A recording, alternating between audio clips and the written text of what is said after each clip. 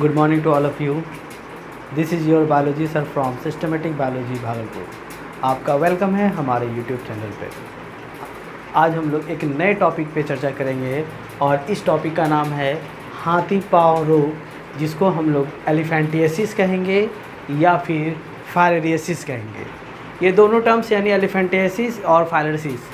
अब यहाँ पे टर्म्स देखते हैं कि हाथी पाँव रोग के लिए जो परजीवी उत्तरदायी है, ठीक है, उसे कहेंगे वुचेरिया.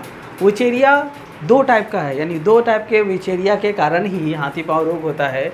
एक वुचेरिया बानक्रॉफ्टी नाम से जाना जाता है और दूसरा वुचेरिया है जिसको वुचेरिया मालाई के नाम से जानते हैं. तो कभी भी आपके ऑब्जेक्टिव सवाल में आएगा कि हाथी पाँव रोग या एलिफेंटिएसिस या फाइलेरियासिस किस परजीवी के द्वारा होता है, तो आंसर में देंगे वुचेरिया बानक्रॉफ्टाई या वुचेरिया मालाई. हाथी पाँव रोग को दूसरे शब्दों में फ्लेरिया नाम से भी जानते हैं. अब यहाँ देखना है कि ये हाथी पाँव रोग कैसे फैलता है.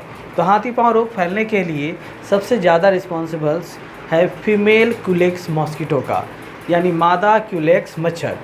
इसके पहले हम लोग चर्चा कर चुके थे कि मलेरिया के लिए मादा एनोफिलीज मच्छर रिस्पॉन्सिबल है. अगर डेंगू किसी व्यक्ति को होता है तो वो डेंगू फैलता है मादा एडिज के कारण. और अगर कभी सवाल पूछे कि हाथी पाँव रोग का वाहक कौन है, तो वाहक के रूप में मच्छर है जिसका नाम है मादा क्यूलेक्स मच्छर. अब यहाँ पे टर्म्स है कि ये कैसे किसी व्यक्ति पर ये फलेरिया रोग या फिर हाथी पाँव रोग होता है कि जब कोई संक्रमित व्यक्ति को कोई मच्छर काटता है, तो जैसे ही संक्रमित व्यक्ति को मच्छर काटा, मच्छर के लार्वा में फलेरिया का संक्रमण चला आता है. और ये संक्रमण किस मच्छर के माध्यम से ट्रांसफ़र होगा? फीमेल क्यूलेक्स के माध्यम से. और जैसे ही वो संक्रमित लार्वा किसी स्वस्थ व्यक्ति के शरीर में ट्रांसफ़र होगा, तो उसके लिम्फ नोड, यानी जिसको लसिका नोड कहेंगे या लसिका वाहिनी कहेंगे, उस पे चला आता है. अब जैसे ही उसके रक्त पे चला गया, लसिका नोड या लसिका वाहिनी पे चला गया, हाँ, यानी कि एडल्ट परजीवी के रूप में मेल और फीमेल दोनों का डेवलपमेंट होगा. फिर दोनों मेल फीमेल आपस में फर्टाइल करके अपने आप को डेवलप करेंगे और वो धीरे धीरे शरीर में फैलना चालू हो जाएंगे. और जैसे ही शरीर में फैलेगा, उस व्यक्ति को हम लोग कह सकते हैं कि फ्लेरिया हो गया है या हाथी पाँव रोग हो गया है, या एज ए इंग्लिश उसको कहेंगे एलिफेंटिसिस हो गया है, और या फिर फाइलेरियासिस हो गया है. और ये जैसे ही होगा, उसके पैर में सूजन होने लगता है और पैर सामान्य पैर की अपेक्षा ज़्यादा मोटा हो जाता है और उसके स्किन सरफेस काफ़ी पतले हो जाते हैं और जगह जगह पे फट भी जाते हैं.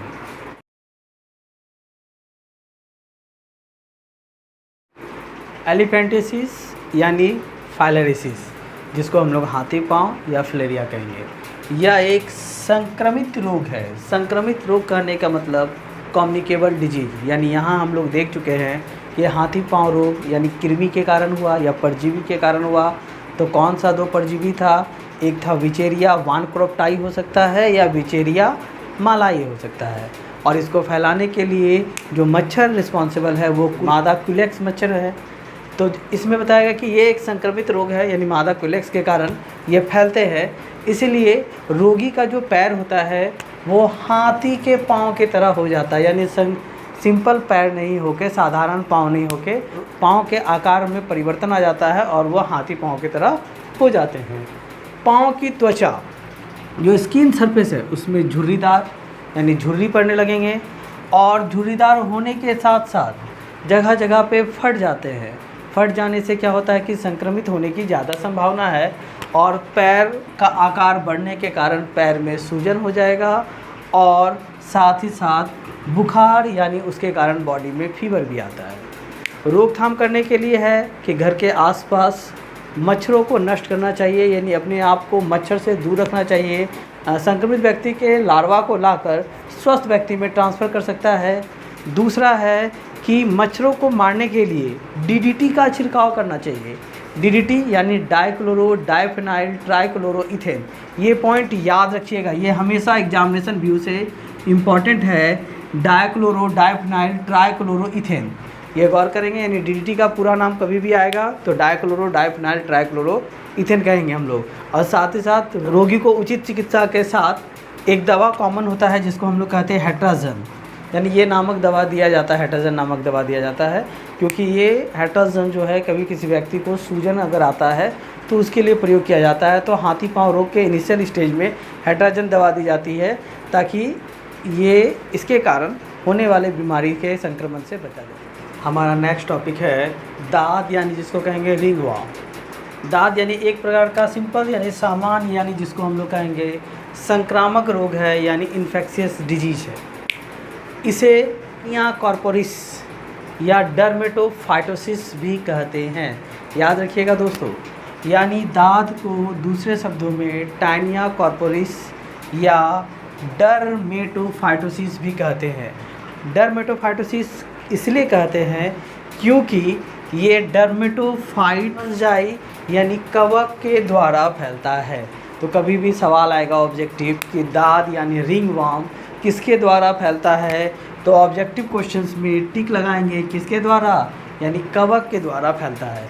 इसका मुख्य रूप से यानी डर्मेटोफाइट फंजाई तो है ही, इसके अलावा माइक्रोस्पोरम कवक, दूसरा माइकोफाइटन, तीसरा एपिडर्मा फाइटन, यानी ये 3 ऐसे और भी कवक है जो कि दाद यानी रिंगवॉर्म को बढ़ाने में मदद करते हैं।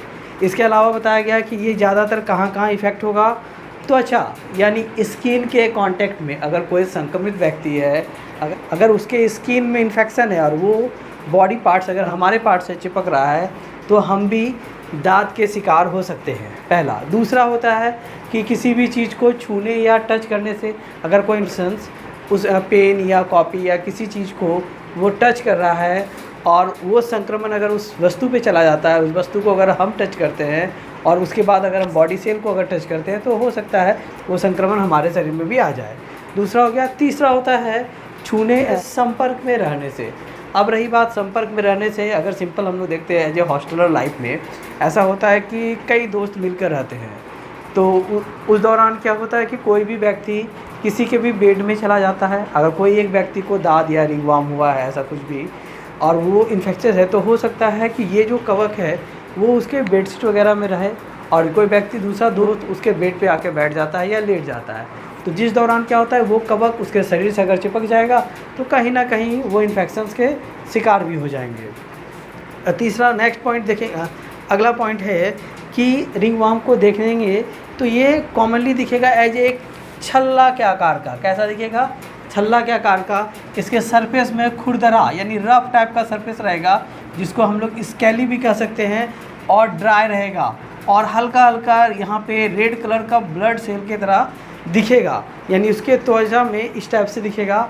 और ये क्या करता है? इची यानी इन्फेक्शंस करता है, यानी इचिंग होगा इसके बॉडी सरफेस पे। यानी जब इसका आकार देखेंगे तो इसमें इचिंग टाइप का रहेगा।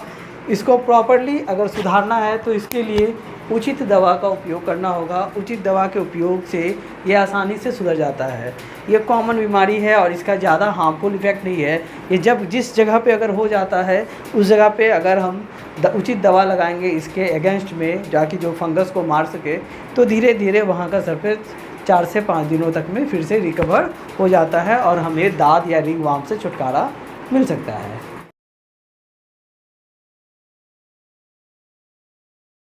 तो ये था 2 कॉमन टॉपिक आज का। अगले दिन हम लोग नए टॉपिक के साथ मिलेंगे। तो आज के लिए इतना ही, धन्यवाद।